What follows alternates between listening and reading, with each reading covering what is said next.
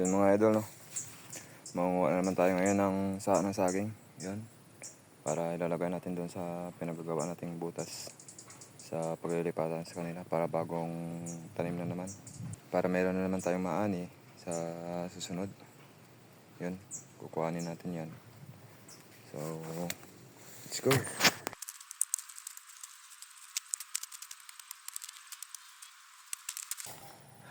Bali, 43 pa kasi na 43 na piraso yung kukuhanin natin na sa. So, marami-rami pa.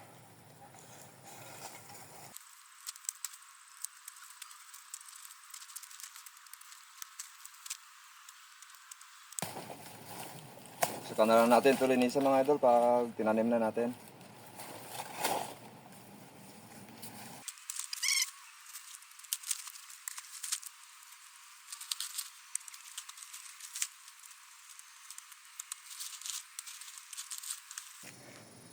Ayan.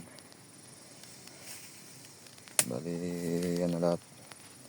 Itanim natin lahat yan. Tsaka meron pa na sa loob ng bakod. Ayun. Sa dulo, meron pa naman doon. Yan, dilinisan muna natin yan bago natin tatanim. Tatanggalan natin ng mga tuyong dahon. Tsaka mga dahon niya nasira.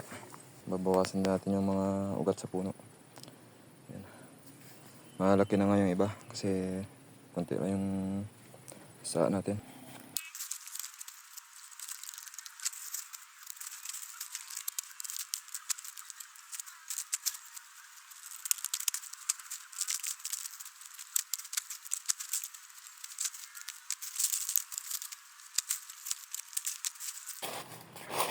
So yung iba mga idol, doon na lang natin daan sa sa kabila. Bali sa kabila lang kasi ng bakod yung pagtatanim naman natin. Doon na lang natin padaanin sa sa bakod.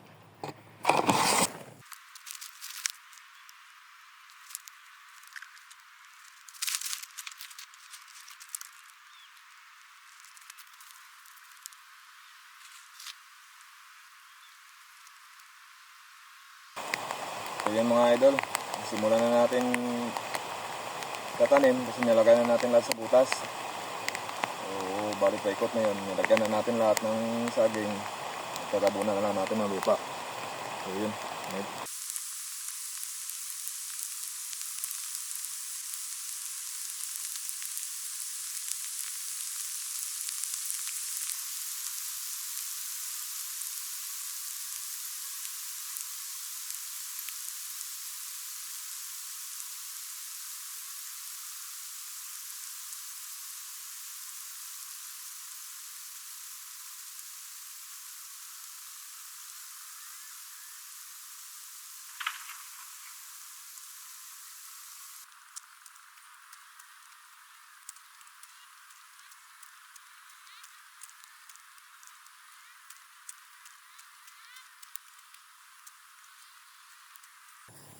So yan mga dol, malapit na matapos yung pagtatanim natin yung mga saging. Yun, tinataniman natin.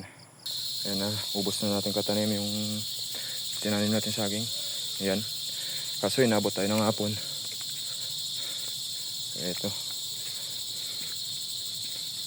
Ayan. So yun,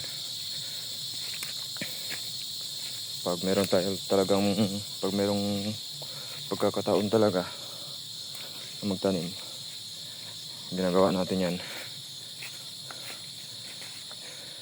Ayan.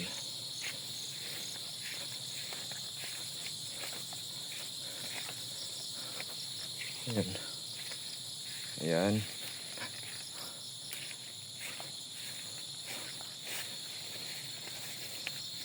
So, ayan. Halos 2 araw ko din tinabaho ito mga idol. Ito.